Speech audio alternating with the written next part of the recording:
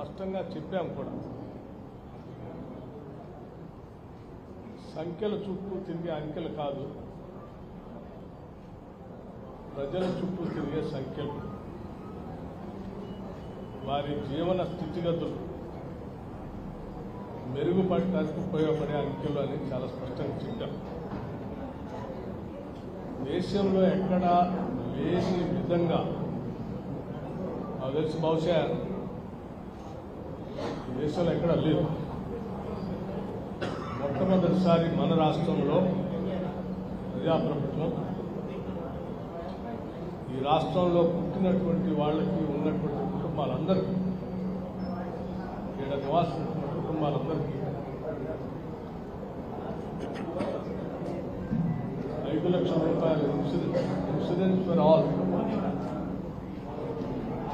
ఇందిరమ్మ కుటుంబ జీవిత బీమా అనేది ఒక పెద్ద భరోసా. నేను గతంలో చాలా సందర్భాల్లో చూశాను. ప్రజాప్రతినిధిగా ఉన్నప్పుడు, లేకపోతే ఆ గ్రామాల్లో పర్యటన చేస్తున్నప్పుడు, పాదయాత్రలో ఉన్నప్పుడు కూడా చాలామంది నన్ను కానీ లేకపోతే భారీ బహిరంగ సభలు ఏర్పాటు చేస్తూ రాష్ట్ర వ్యాప్తంగా పర్యటన చేసినటువంటి ఆనాటి పిసిసి ప్రెసిడెంట్ ప్రస్తుత ముఖ్యమంత్రి రేవంత్ రెడ్డి గారిని కానీ ప్రజలు కలిసినప్పుడు చాలా సందర్భాల్లో కుటుంబాలు దురదృష్టవశాత్తు ఏదైనా ఆ కుటుంబ యజమాని అనుకోని సంఘటన జరిగి మరణిస్తే కుటుంబం మొత్తం కూడా ఒకసారి తల్లకిందులై ఏం చేయాలో దిక్కుదోసిన పరిస్థితిలో సామాజికంగా ఇటు ఆర్థికంగా ఇటువంటి సంఘటనలన్నీ ఈ రాష్ట్రంలో ఎవరికి అటువంటి భయభ్రాంతులు కానీ లేకపోతే ఇబ్బందులు కానీ లేకపోతే ఆ నిస్సహాయ శక్తి కానీ ఉండకూడదనేటువంటి ఆలోచనతోనే ఈ ఇందిరమ్మ కుటుంబ బీమా పథకం ఫర్ ఆల్ ఫ్యామిలీస్ 15 లక్షల కుటుంబాలకి 5 లక్షల రూపాయల బీమా పథకం బహుశా దేశంలో ఎక్కడా లేదు. ఇది ఆ నిస్సహాయంగా ఉన్నటువంటి కుటుంబ సభ్యులకి ఒక భరోసా, ఒక ధైర్యాన్ని కల్పిస్తుందని చెప్పడంలో ఎటువంటి సందేహం. అలాగే మనందరికీ తెలుసు, మన బలం, మన శక్తి, మన మానవ వనరు. ఇక్కడ పుట్టిన ఏ బిడ్డ అయినా అద్భుతమైనటువంటి నైపుణ్యంతో ఎదిగి చదువు ద్వారా తన మేధస్సుతో ప్రపంచంతో పోటీ పడాలని నేను కోరుకున్నప్పుడు కేవలం ఈ ప్రపంచంతో పోటీ పడే మేధస్సు ఉద్యోగ అవకాశాలే కాకుండా దానికి కావలసినటువంటి వ్యయదారుఢ్యం కానీ లేకపోతే పౌష్టికాహారం లేకపోవడం వల్ల జరిగే నష్టాన్ని అధిగమించి పౌష్టికాహారంతో ప్రాపర్ బ్రెయిన్ డెవలప్మెంట్ కానీ ఇవన్నీ కూడా ఎదిగే వయసులో పిల్లలకి సరైన పౌష్టికాహారం ఇస్తే ఆ పిల్లలే రేపటి సంపదగా ఈ రాష్ట్రానికి పెద్ద ఎత్తున ఎదుగుతారు, వారి భవిష్యత్తే రాష్ట్ర భవిష్యత్తు అని చెప్పి ఈరోజు మన ప్రభుత్వ పాఠశాలలో చదువుకునేటువంటి పిల్లలందరికీ అల్పాహారంతో పాటు వారంలో 6 రోజులు 3 రోజులు పాలు, మరొక 3 రోజులు రాగి జావా చేయగలుగుతారు. 6 రోజులు అంటే ఆదివారం సెలవు ఉంటుంది కాబట్టి దీన్ని తీసుకొని అట్లాగే ఇంటర్మీడియట్ విద్యార్థులకి గతంలో మధ్యాహ్న భోజన పథకం లేదు. అడోలసెంట్ వయసు, యుక్త వయసు కరెక్ట్గా ఆ వయసులో సరైనటువంటి పోషక పదార్థాలు దొరకపోయినా, ఆ వయసులో సరైన కెరీర్కి కావాల్సినటువంటి నిర్ణయాలు తీసుకునేటువంటి ఒక జ్ఞాపశక్తి, మెదడుకు సంబంధించినటువంటి పరిపుష్టి లేకపోయినా ఇబ్బంది ఉంటుంది. కాబట్టి ఆ ఇంటర్మీడియట్ చదువుకునేటువంటి విద్యార్థులు కూడా అది టర్నింగ్ ఏజ్ మధ్యాహ్న భోజనం పెట్టాలని చెప్పి ప్రభుత్వం నిర్ణయం తీసుకుంది. ఈ 3 పథకాలు మానవీయ కోణం ఒక్కటే కాకుండా మానవీయ కోణంతో పాటు మన మానవాలను మనమే సానబట్టి వజ్రాల్లాగా తయారు చేసుకొని అత్యంత విలువైన సంపదగా మార్చుకునే క్రమంలో ఈ రాష్ట్ర ప్రభుత్వం తీసుకొస్తున్నటువంటి పథకాలు.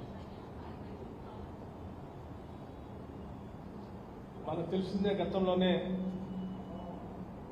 ఈ రాష్ట్రంలో ఉన్నటువంటి ఏ కుటుంబం కూడా ఇల్లు లేకుండా ఉండటానికి వీల్లేదని చాలా సందర్భాల్లో ఎన్నికల కంటే ముందు చెప్పాం. తర్వాత కూడా రాగానే ఇందిరమ్మ ఇళ్ళని 5 లక్షల రూపాయలతో శాంక్షన్ చేసాం. 4,50,000 ఇళ్లను కేవలం శాంక్షన్ చేయడమే కాదు, వారికి నిర్దిష్టమైన క్యాలెండర్ కూడా పెట్టాం. మీరు త్వరితగతిన కట్టుకోవాలి ఇల్లు, మీరు కట్టుకుంటా ఉంటే వారానికి ఒకసారి బిల్లులు కూడా ఇస్తాం. అంటే ఎంత తొందరగా వాళ్ళు ఇల్లు నిర్మించుకొని గృహప్రవేశం చేసుకొని ఆత్మగౌరవంతో నా ఇల్లు నేను ప్రవేశించాలనేటువంటి ధైర్యాన్ని ఎంత వీలైతే అంత తొందరగా కల్పించాలనే లక్ష్యంతోనే ఈ ప్రభుత్వం ముందుకు పోతాం. సో మీ ద్వారా నేను రాష్ట్రంలో ఇప్పటికీ శాంక్షన్ చేసిన ఇందిరమ్మ లబ్ధిదారులందరికీ కూడా విజ్ఞప్తి చేస్తూ ఉన్నాను. త్వరగా మీ ఇళ్లను మీరు నిర్మాణం చేసుకుంటూ ముందుకు పోండి. వాటికి సంబంధించిన బిల్లుల్ని వారం ఇచ్చే బాధ్యత ఈ రాష్ట్ర ప్రభుత్వం. ఎక్కడా మీరు బిల్లుల గురించి ఆందోళన చెందాల్సిన అవసరం లేదు. ఇప్పటికీ మనం ఆ పద్ధతిని ఎస్టాబ్లిష్ చేశాం. మీరు త్వరగా పూర్తి చేసుకుని గృహప్రవేశాలు అయితే ఈ సంవత్సరం కూడా మరొక 1000 ఇళ్ళు ఓ నియోజకవర్గానికి ఇవ్వాలనేటువంటి ఆలోచన కూడా ప్రభుత్వం చేస్తుంది. ఎందుకనంటే ఇది ఒక ఉన్నతమైనటువంటి ఆలోచన. ఈ సమాజం, తెలంగాణ సమాజంలో బడ్జెట్ సమావేశంలో కూడా చెప్పారు స్పష్టంగా, తెలంగాణ రాష్ట్రంలో పుట్టడం, తెలంగాణలో రాష్ట్రంలో జీవించడం నా అదృష్టం అనే స్థాయిలో ప్రతి కుటుంబం కూడా ఉండే విధంగా కావాల్సిన అన్నీ కూడా ఈ రాష్ట్రంలో ఏర్పాటు చేస్తున్నామని చెప్పాం. ఇల్లు లేకపోతే ఇల్లు కట్టించే కార్యక్రమం, అందులో పిల్లలు చదువుకుంటా ఉంటే చదువు కావలసినటువంటి వ్యవస్థలన్నింటినీ ఏర్పాటు చేయడం, ఇంగ్లీష్ మీడియంతో కూడినటువంటి విద్యాబుద్ధులు, young India integrated residential schools, already ఉన్నటువంటి రెసిడెన్షియల్ స్కూల్స్లో కావాల్సినటువంటి డైట్ ఛార్జెస్ 40% పెంచడం, అవి కాకుండా నూతనంగా ప్రతి శాసనసభ నియోజకవర్గానికి మరొక తెలంగాణ మోడల్ పబ్లిక్ స్కూల్ని శాంక్షన్ చేయడం, ఇవన్నీ ఈ రాష్ట్రంలో ఉన్న కుటుంబాల సంబంధించిన పిల్లలకు సంబంధించి విద్యకు సంబంధించి ఎక్కడా ఏ ఇబ్బంది లేకుండా, అంటే ఆ పాఠశాలకు పోతే పాఠశాలలోని అల్పాహారం, పాఠశాలలోని మధ్యాహ్న భోజనం, పాఠశాల పోవటానికి కావాల్సిన పుస్తకాలు, డ్రెస్సు, పెన్ను, రబ్బరు, యూనిఫామ్తో సహా అన్నీ ఇచ్చి తన చదువుకున్నంత కాలం చదివించడమే రాష్ట్ర ప్రభుత్వం చదివిస్తూనే ఉంటాం. ఇల్లు లేచి ఇల్లు కట్టిస్తాం. పని లేనటువంటి వాళ్ళు పని కల్పించేటువంటి ఎన్ఆర్ఈజీ స్కీమ్ని భారీగా ముందు తీసుకొని పోతాం. ఆ ఇంట్లో ఉన్నటువంటి వాళ్ళందరికీ ఆహార భద్రత కల్పిస్తూ 1,15,00,000 కుటుంబాలు ఈ రాష్ట్రంలో ఉంటే 1,06,00,000 కుటుంబాలకి ఇవాళ రేషన్ కార్డులు ఇచ్చి ప్రతి మనిషికి 6 కేజీల లెక్క కట్టి సన్న బియ్యాన్ని పంపిణీ చేస్తాం. అంటే ఆహార కొరత లేకుండా, ఇంటితో పాటు ఆహార కొరత లేకుండా చూస్తున్నాం. పిల్లలు చదువుకోవడానికి కావాల్సిన వ్యవస్థని ఏర్పాటు చేశాం. దురదృష్టవశాత్తు ఏదైనా ఏర్పడితే ఆ ఇన్సూరెన్స్ కార్యక్రమాన్ని కూడా ఏర్పాటు చేశాం. అంటే ఒక భరోసాని, ఒక నమ్మకాన్ని, ఒక ధైర్యాన్ని ఈ రాష్ట్రంలో ఉంటే మా అవసరాలన్నింటినీ ఈ ప్రభుత్వం జాగ్రత్తగా చూసుకుంటుందనేటువంటి నమ్మకాన్ని, ఒక వ్యవస్థను ఏర్పాటు చేశాం. అలాగే ఈ ప్రజల కోసం పనిచేసేటువంటి ఉద్యోగ వ్యవస్థని కూడా వదిలిపెట్టకుండా వాళ్ళ కోసం కూడా కొన్ని దశాబ్దాలుగా ఎదురు చూస్తూ ఉన్నారు. వాళ్ళు క్యాష్లెస్ హెల్త్ కార్డ్ కోసం. ఆ క్యాష్లెస్ హెల్త్ కార్డ్ ఆ ఉద్యోగస్తులకి, వారి మీద ఆధారపడి ఉన్నటువంటి కుటుంబ సభ్యులందరికీ, డిపెండెంట్స్తో సహా కలిపి ఈ క్యాష్లెస్ హెల్త్ కార్డ్ని మొట్టమొదటిసారి ఈ రాష్ట్రంలో తీసుకొచ్చారు. అలాగే ఈ ఉద్యోగస్తులు కూడా పొరపాటున ప్రమాదం సంభవించి అనుకోని పరిస్థితి ఏదైనా జరిగితే వారికి 1.2 crores ఇన్సూరెన్స్ని అందరు ఉద్యోగస్తులకి, ప్రభుత్వ ఉద్యోగస్తులందరూ కల్పించారు. 60 సంవత్సరాల వరకు 10 లక్షల రూపాయలు లైఫ్ ఇన్సూరెన్స్తో పాటు ప్రమాదవశాత్తు ఏమైనా జరిగితే 1,20 లక్షలు వాళ్ళకి ఇన్సూరెన్స్ వచ్చేటట్టుగా అన్నీ ఏర్పాటు చేశారు. సో ఉద్యోగ వ్యవస్థని చూసుకుంటూ, ఇక్కడ ఉన్నటువంటి ప్రజలందరి అవసరాలు తీరుస్తూ, ఈ ప్రజలందరూ తయారు చేసి రాష్ట్ర ప్రభుత్వానికి ఇచ్చే ఆదాయం జీడీపీ పెంపొందించే అనేక రంగాలకు కూడా రాయితీలు ఇచ్చాము. ఉదాహరణకి వ్యవసాయం గురించి తీసుకుంటే, సరే ఈరోజే ఈ రాష్ట్రంలో ఉన్నటువంటి వ్యవసాయదారులందరికీ, భూమి ఉన్న వ్యవసాయదారులందరికీ 68,89,955 పట్టదారులు ఎకరానికి వచ్చేటువంటి రైతు భరోసాని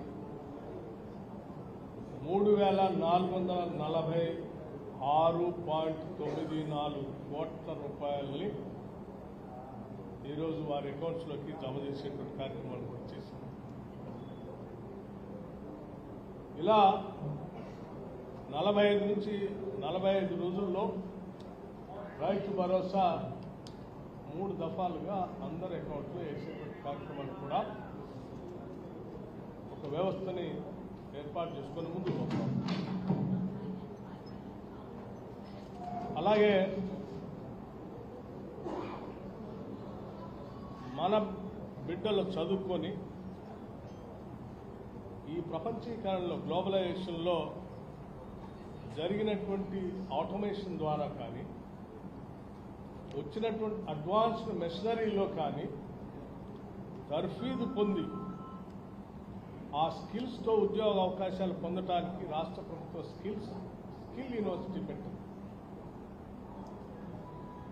ఆ స్కిల్ యూనివర్సిటీకి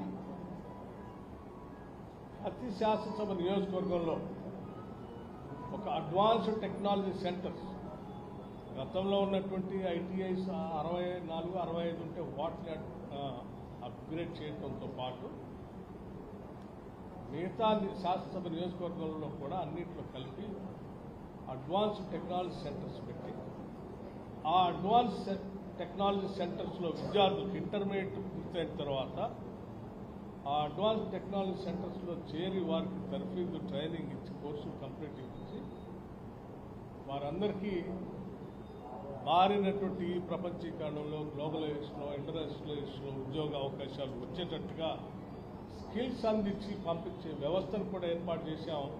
ఈ అడ్వాన్స్ టెక్నాలజీ సెంటర్స్లో చేరేటువంటి విద్యార్థులు ప్రతి విద్యార్థికి 2,000 రూపాయలు స్కాలర్షిప్ ఇచ్చేటట్టుగా కూడా ఏర్పాటు చేశాం. అట్లాగే సీఎం ఓవర్సీస్ ఎంప్లాయ్మెంట్ ప్రోగ్రామ్ అని ఇంకోటి పెట్టాం. మన దగ్గర ఉన్నటువంటి మానవ వనరులు ప్రపంచవ్యాప్తంగా మంచి డిమాండ్ ఆయా దేశాల సంబంధించిన భాష నేర్చుకోవటం, ఆయా దేశాలకు వెళ్ళటానికి కావాల్సినటువంటి వ్యవస్థ గ్రామీణ ప్రాంతం నుంచి వచ్చిన విద్యార్థులకి తెలియనటువంటి పరిస్థితుల్లో ఉంటే ఆ ఎంబసీలతో కోఆర్డినేట్ చేయటం,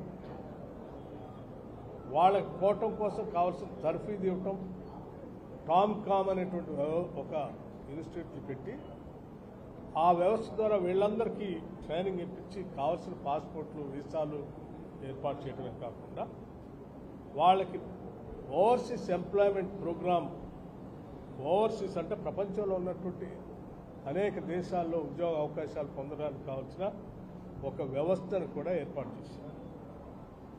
సో ఇది ఈ రాష్ట్రంలో ఉన్నటువంటి విద్యార్థుల కోసం, అంటే చదువు నేర్పటం ఒక్కటే కాదు, ఆ చదువుతో పాటు అవకాశాలు కూడా చూపించేటువంటి వ్యవస్థని చూపించి నిరుద్యోగ యువకుల ఆశలు వాళ్ళని నిజం రూపంలో తీసుకురావడం కోసం ఈ కార్యక్రమాలను చేపట్టారు. ఇది విద్యకు సంబంధించి. ఇక ఆరోగ్యానికి సంబంధించి చూస్తే కూడా ఇప్పటికే మనం 10 లక్షల రూపాయల వరకు రాజీవ్ ఆరోగ్యశ్రీ పథకాన్ని తీసుకొని వచ్చాం. అట్లాగే రాష్ట్ర వ్యాప్తంగా కూడా మల్టీ స్పెషాలిటీ హాస్పిటల్స్ని పెద్ద ఎత్తున త్వరితగతిన పూర్తి చేసి ఆ మల్టీ స్పెషాలిటీ హాస్పిటల్స్లో అన్ని స్పెషాలిటీస్ సంబంధించినటువంటి ప్రపంచవ్యాప్తంగా ఉన్నటువంటి అన్ని స్పెషాలిటీస్ని హాస్పిటల్స్లో తీసుకొచ్చి ప్రజలకు అందుబాటులో తీసుకురావడం కోసం పెద్ద ఎత్తున ఒక కార్యక్రమాన్ని తీసుకొని పోతా ఉన్నాం. అందుకోసమే ఈరోజు ఈ మల్టీ స్పెషాలిటీ హాస్పిటల్కి సంబంధించి టిమ్స్ కానీ, నిమ్స్ కానీ, వరంగల్లో ఉన్నటువంటి హాస్పిటల్స్ కానీ, హైదరాబాద్ చుట్టూ ఉన్నటువంటి 4 పెద్ద హాస్పిటల్స్ కానీ, వాటన్నిటికీ ఇంక్లూడింగ్ ఉస్మానియా జనరల్ ఆసుపత్రి కానీ కొత్త కడతాం, సనత్నగర్లో ఉన్న హాస్పిటల్ కానీ, వీటన్నిటినీ తొందరగా పూర్తి చేసి ఈ సంవత్సరాంతం కల్లా దాదాపు అదనంగా మనం మల్టీ సూపర్ స్పెషాలిటీ హాస్పిటల్స్లో సంఖ్యని ఇన్ని సంవత్సరాలు 30,000 ఉంటే ఈ సంవత్సరం కల్లా ఇంకొక 14,000 దాకా టెరిషరీ బెడ్స్ యాడ్ చేసి 44,029కి సంఖ్యకి సూపర్ స్పెషాలిటీ హాస్పిటల్స్లో బెడ్స్ సంఖ్యని పెంచే స్థాయికి తీసుకొని వచ్చి ఈ సెకండరీ కేర్ హాస్పిటల్లో ఇంకో 12,720, అట్లాగే 17 కొత్త మెడికల్ కాలేజ్ నిర్మాణం, ఇవన్నీ చేసి అంతిమంగా ఈ రాష్ట్రంలో వైద్యానికి కరువు లేదు, కొదువ లేదు.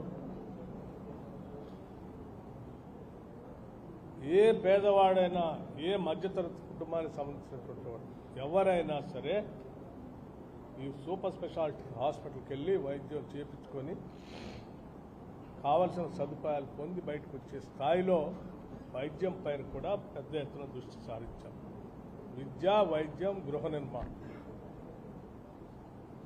అలాగే మనం గ్రామీణ ప్రాంతాల రోడ్లు, మిగతా స్టేట్ కనెక్టివిటీ ఉన్నటువంటి R&B రోడ్లకు సంబంధించి హ్యామ్ మోడల్లో దాదాపు 13,500 కోట్ల రూపాయల స్థాయిలో R&B రోడ్ల నిర్మాణ కార్యక్రమం చేపట్టాం. అట్లాగే పంచాయతీరాజ్ రోడ్లు కూడా. సో ఈ ఇన్ఫ్రాస్ట్రక్చర్ అనేది పెద్ద ఎత్తున రాష్ట్ర అభివృద్ధికి ఉపయోగపడేటువంటి కార్యక్రమాలు తీసుకొని పోతాం. ఈ రాష్ట్రాన్ని కూడా 3 రకాలైనటువంటి ఆర్థిక జోన్లుగా విభజించి దానికి అనుగుణంగా రాష్ట్రాన్ని చాలా ప్లాన్డ్గా అభివృద్ధి చేసుకుంటూ ముందు పోతున్నాం. Pure rare core urban reason economy, outer ring road పరిధిలో ఉన్నటువంటి హైదరాబాద్లో ఉన్నటువంటి సెక్టార్ మొత్తాన్ని, అక్కడ ఉన్నటువంటి టెక్నాలజీ లేకపోతే సర్వీస్ సెక్టర్, దానిపైన దృష్టి సారించి పెద్ద ఎత్తున ఆదాయం వచ్చేటట్టు వ్యవస్థను ఏర్పాటు చేసుకోవడం. ఔటర్ రింగ్ రోడ్ పరిధి నుంచి రీజనల్ రింగ్ రోడ్ RRR ఒక వ్యవస్థను ఏర్పాటు చేసి రీజనల్ రింగ్ రోడ్కి ట్రిపుల్ ఆర్కి ఈ మధ్యలో ఉన్న స్థలాలకి రేడియల్ రోడ్స్తో కనెక్ట్ చేస్తూ పెరి అర్బన్ రీజన్ ఎకానమీగా, అంటే ఈ రీజన్లో దాదాపు అనేక జిల్లాలను కనెక్ట్ చేస్తూ ఈ పెరి అర్బన్ ఎకానమీలో రకరకాలైన పరిశ్రమలకు సంబంధించిన క్లస్టర్స్ ఏర్పాటు చేస్తుంది. ఫార్మా క్లస్టర్, లేకపోతే హెల్త్ క్లస్టర్, లేకపోతే న్యూట్రిసూటికల్స్ క్లస్టర్, లేకపోతే ఎడ్యుకేషన్ హబ్, ఇలా రకరకాలైనటువంటి హబ్స్ ఏర్పాటు చేసి ఆ పెరి అర్బన్ ఎకానమీ ఒక జోన్ ఫోకస్గా దాన్ని చేసేటువంటి కాదు. ఆ రీజనల్ రింగ్ రోడ్డు పరిధి దాటిన తర్వాత ఉన్నటువంటి economy rural economy, regional economy, rural agriculture regional economy అక్కడ వ్యవసాయ ఆధారితమైనటువంటి పరిశ్రమలు, వాల్యూ యాడెడ్ పరిశ్రమలు తీసుకొని వచ్చి మనం పంటలు పండిస్తాం. ఒట్టి ధాన్యాన్ని అమ్మితే ధాన్యం రేటే వస్తుంది. పప్పు పండిస్తాం, కేవలం పప్పుతో అమ్మితే పప్పు రేటే వస్తుంది. ఆయిల్, శనగలు పండిస్తాం, శనగ వరకే. కానీ వాటికి పనికి వచ్చేటువంటి ఆగ్రో బేస్డ్ ఇండస్ట్రీస్ పెట్టి వాటికి వాల్యూ యాడెడ్ ఎకానమీ తయారు చేస్తే ఆగ్రో బేస్డ్ ఇండస్ట్రీస్తో పాటు, యాక్టివిటీతో పాటు ఈ ఎకానమీ కూడా పెద్ద ఎత్తున పెరిగి ఈ 3 రకాలైనటువంటి ఆర్థిక వ్యవస్థ రాష్ట్ర జీడిపి ఈ దేశంలో ఉన్న అన్ని రాష్ట్రాల కంటే ఎక్కువగా పెరిగేటట్టుగా ఒక ప్రణాళికాబద్ధంగా ఈ రాష్ట్రాన్ని ముందు తీసుకుపోయే కార్యక్రమంలో ముందు భాగం వెళ్తా ఉంటాం. అట్లాగే మీకు తెలిసే ఉంటుంది, మనకు రాష్ట్రంలో గోదావరి పరివాహ ప్రాంతంలో కానీ, లేదా అటు కృష్ణా పరివాహ ప్రాంతంలో కానీ కొన్ని ప్రాంతాల్లో పెద్ద ఎత్తున ఏజెన్సీ ఏరియాస్. ఆ ఏజెన్సీ ఏరియాస్లో ఆనాటి UPA government forest rights act తీసుకొని వచ్చింది. ఫారెస్ట్ రైట్స్ యాక్ట్ ద్వారా అడవుల్లో ఉన్నటువంటి అనాదిగా వ్యవసాయం చేసుకున్నటువంటి గిరిజన కుటుంబాలకి పట్టాలు ఇవ్వటం జరిగింది. ఆ పట్టాలు ఇచ్చినటువంటి భూములకి ఎలక్ట్రిఫికేషన్ కోసం ఇందిరా సవర గిరి జల వికాసం అనేటువంటి ఒక పథకాన్ని తీసుకొచ్చి ఇందిరా సవర గిరి జల వికాసం అంటే గవర్నమెంటే వాళ్ళ బోర్ వేపిస్తుంది, 100% సబ్సిడీతో బోర్ వేపిస్తుంది, సోలార్ ఫిట్ చేపిస్తుంది, ప్లాంటేషన్ చేసుకోవడానికి హార్టికల్చర్ ద్వారా తయారు చేసి ప్లాంటేషన్ ఇప్పిస్తుంది, డ్రిప్ ఇరిగేషన్ ఇప్పిస్తుంది. ఆ రకంగా మొత్తం అగ్రికల్చర్ యాక్టివిటీలోకి, ఎకానమీలోకి ఆ భూములన్నీ తీసుకొచ్చి దాదాపు 6,70,000 ఎకరాల దాకా ఉన్నాయని చెప్తున్నాం. దానికి సంబంధించి ఈ పథకాన్ని కూడా తీసుకొని వచ్చాం. ఇది కూడా గిరిజన కుటుంబాల్లో వెలుగు తీసుకొచ్చేటువంటి ఒక గొప్ప స్కీమ్. ఇక వ్యవసాయ రంగానికి సంబంధించి ఎట్లా చెప్పే రైతు భరోసాతో పాటు బోనస్ ఇచ్చేటువంటి కార్యక్రమం. ప్యాడీ పండించే రైతులకి ఒక్కొక్క ఎకరానికి 2 సీజన్స్ తీసుకుంటే దాదాపు ఒక్కొక్క ఎకరానికి 25,000 రూపాయల దాకా వాళ్ళకి బోనస్ రూపేణా వచ్చే స్థాయిలో ఈ కార్యక్రమం జరుపుతాం. ఇలా విద్యుత్ రంగానికి సంబంధించి కూడా వ్యవసాయదారులకి దాదాపు నేనే కాబట్టి 29 లక్షల అగ్రికల్చర్ పంప్ సెట్స్ ఉన్నాయి. వాటన్నిటికీ సంవత్సరానికి ఒక 14,000 కోట్ల రూపాయలు ఈ పంప్ సెట్లకు ఉచితంగా ఇచ్చేటువంటి కరెంట్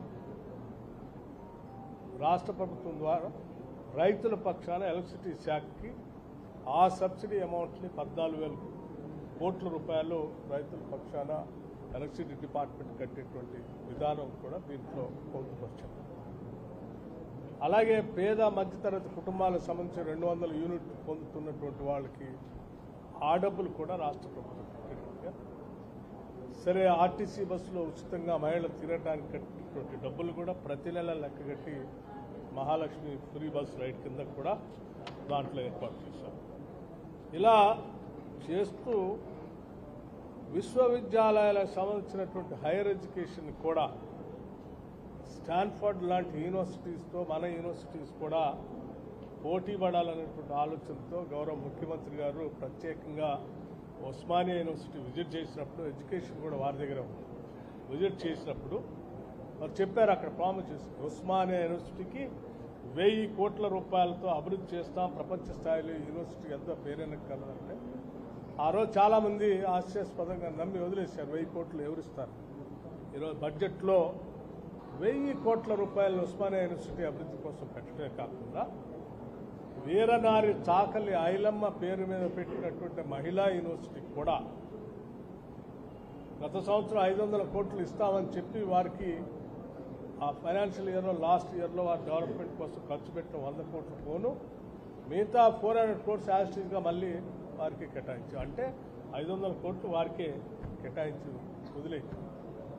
మిగతా యూనివర్సిటీస్ కూడా అదే స్థాయిలో నిధులు కేటాయిస్తూ యూనివర్సిటీ స్థాయిలో విద్యను కూడా పెద్ద ఎత్తున ప్రపంచ స్థాయిలో ఉన్న యూనివర్సిటీస్తో మన యూనివర్సిటీస్ కూడా పోటీ పడే స్థాయిలో తీసుకురావడం కోసం ఆ ఏర్పాట్లు కూడా చేశాం. ఇంకా పోతే ఎస్సీ ఎస్టీలకు సంబంధించిన సప్లానికి సంబంధించిన నిధులు కానీ మిగతా రాజీవ్ యువ వికాసం కోసం ఒక 6,000 కోట్ల రూపాయలని, సాగునీటి ప్రాజెక్టులు ఎక్కడా కూడా చిన్నచూపు చూడకుండా దానికి కావాల్సిన విధంగా త్వరితగతిన పూర్తి చేసుకుంటారు. ఇంక్లూడింగ్ ఖమ్మం జిల్లాకు సంబంధించిన సీతారామ ప్రాజెక్టు కూడా నిధులు కేటాయించి త్వరితగతిన పూర్తి చేసుకునే కార్యక్రమం ముందుకు పోతాం. అట్లాగే జవహర్ పరిపాలెం లిఫ్ట్ ఇరిగేషన్తో సహా మనం మిగతా విషయాల్లోకి వస్తే గోదావరి పుష్కరాలు, సరే పుష్కరాలకు కూడా మన దగ్గర సాంప్రదాయాలకు విశిష్టమైనటువంటి ఇది ఉంది. సో ఈ గోదావరి పుష్కరాల కోసం అప్పటికప్పుడు ఆవేశపడకుండా ముందు నుంచే ప్లాన్ చేసుకోవాలనే ఆలోచనతో ఈ సంవత్సరం నుంచే ఒక క్యాబినెట్ సబ్ కమిటీని కూడా వేసి దానికి కావాల్సిన విధంగా ఎన్ఎంఎస్ డిపార్ట్మెంట్కి ఆధ్యాత్మిక కోసం మొట్టమొదటిసారి 440 కోట్ల రూపాయలు కేటాయించి ఈ గోదావరి పుష్కరాల్లో ఈ టెంపుల్ టూరిజాన్ని, అట్లాగే గోదావరి పుష్కరాలకు వచ్చేటువంటి వాళ్ళందరికీ కావాల్సినటువంటి ఆ పరివాహ ప్రాంతంలో ఉన్న అన్ని టెంపుల్స్ని అభివృద్ధి చేసుకుంటూ ఇంక్లూడింగ్ భద్రాచలం టెంపుల్ పైనుంచి బాసర టెంపుల్ దగ్గర నుంచి మొదలు పెడితే ఈ మధ్యలో గోదావరి పరివాహ ప్రాంతంలో ఉన్న అన్ని దేవాలయాలను అభివృద్ధి చేసుకుంటూ ఒక టెంపుల్ సర్క్యూట్ కూడా ఏర్పాటు చేశారు. యూత్ సంబంధించి స్పోర్ట్స్కి ప్రత్యేకమైనటువంటి దృష్టి సారిస్తూ సీఎం స్పోర్ట్స్ కప్ కూడా ప్రోత్సహిస్తూ రూరల్ అంటే గ్రామీణ ప్రాంతాల నుంచి కూడా క్రీడాకారులు ప్రోత్సహించడానికి కావాల్సిన ఏర్పాట్లు చేస్తూ ముందుకు పోతాం. స్కాలర్షిప్ సంబంధించి, కళ్యాణ లక్ష్మికి సంబంధించి, బియ్యం సబ్సిడీకి సంబంధించి, ఐటీ కమ్యూనికేషన్ రెసిడెన్షియల్ స్కూల్ వీటన్నిటి కూడా సమభాగంతో ఈ బడ్జెట్లో ఏర్పాటు చేసి ఈ రాష్ట్రంలో పుట్టడం, ఈ రాష్ట్రంలో జీవించడం మా అదృష్టం. ఇక్కడ మా సమస్యలన్నింటికి కూడా ఇక పుట్టిన దగ్గర నుంచి చివరి వారికి ఏదో ఒక పథకంతో మనల్ని ప్రొటెక్ట్ చేస్తూ ఉండేటువంటి పథకాలతో ఈ రాష్ట్ర ప్రభుత్వం పాలన చేస్తుందనేటువంటి నమ్మకాన్ని, భరోసాని కల్పించే విధంగా ఈనాటి బడ్జెట్ని ప్రజలకు అందించాం.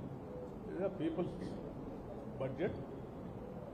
ఇందులో మేము అనౌన్స్ చేసినటువంటి ఈ స్కీమ్స్ ముఖ్యంగా ఇన్సూరెన్స్ ఫర్ ఆల్, అంటే ప్రతి కుటుంబాన్ని ఇంక్లూడింగ్ మీకు అందరికీ cutting across cost, creed, religion, class అన్ని వర్గాల వరకు అందరికీ రాష్ట్రంలో పుట్టిన ప్రతి కుటుంబం ఈ స్కీమ్ వర్తిస్తుంది.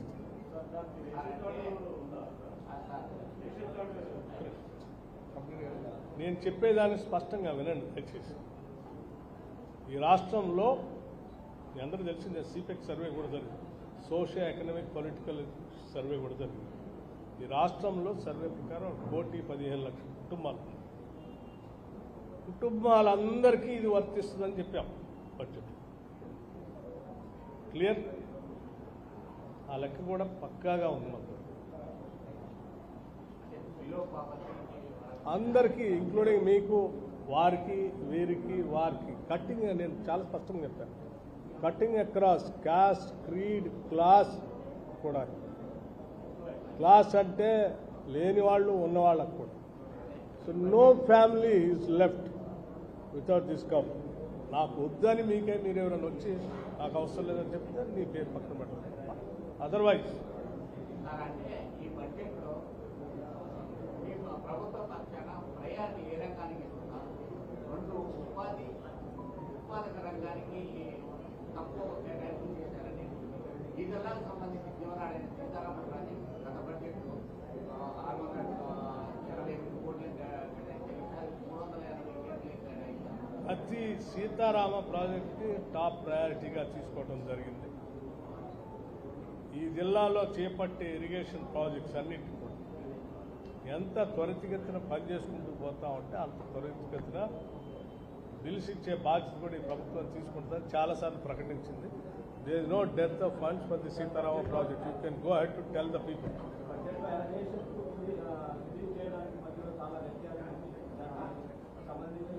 సరే సరే కొన్ని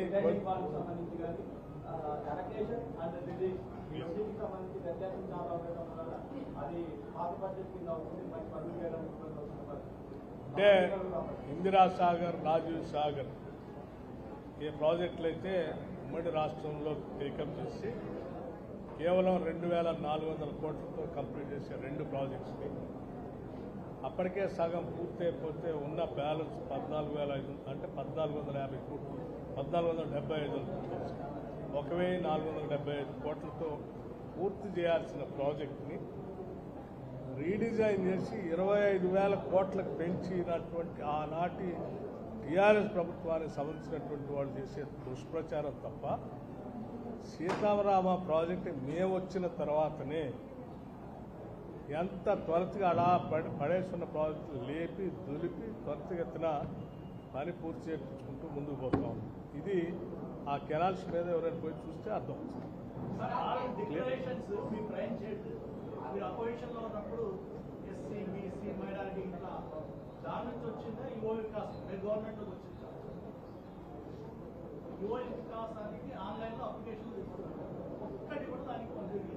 చేస్తున్నాం ఎవరన్నా మీరు బడ్జెట్ చదవడం లేదంటే ఎట్లా? బడ్జెట్లో ఉంది.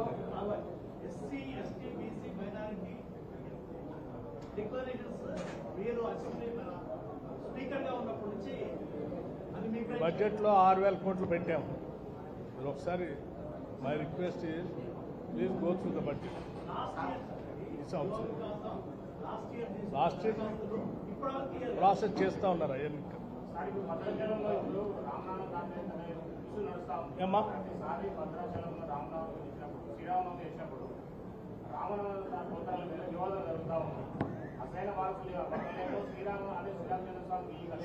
ఇది ఆధ్యాత్మిక దేవాలయానికి సంబంధించినటువంటి అంశం. టెక్నికల్గా దాని మీద నాకు పెద్దగా అంత లోతైనటువంటి అవగాహన లేదు.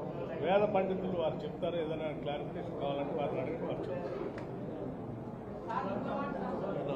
నేను చెప్పేది దయచేసి ఈ మార్నింగ్ బ్రేక్ఫాస్ట్ పథకాన్ని విద్యార్థులు మానవీయ కోణంతో ఉన్నటువంటి ఆలోచనని విద్యార్థులు పనికొచ్చే మార్నింగ్ బ్రేక్ఫాస్ట్ని, మధ్యాహ్నం మిడ్ డే మీల్స్ని, అందరికీ పనికొచ్చే ఇన్సూరెన్స్ని, వీటన్నింటిని విరివిగా ప్రజల్లో చూసుకొని పోయి వాటిని లబ్ధి పొందడం కోసం కొంత విరివిగా ప్రాచుర్యం కల్పించండి అని మీకు చెప్పడం కోసం విజ్ఞప్తి చేస్తాను. Thank you.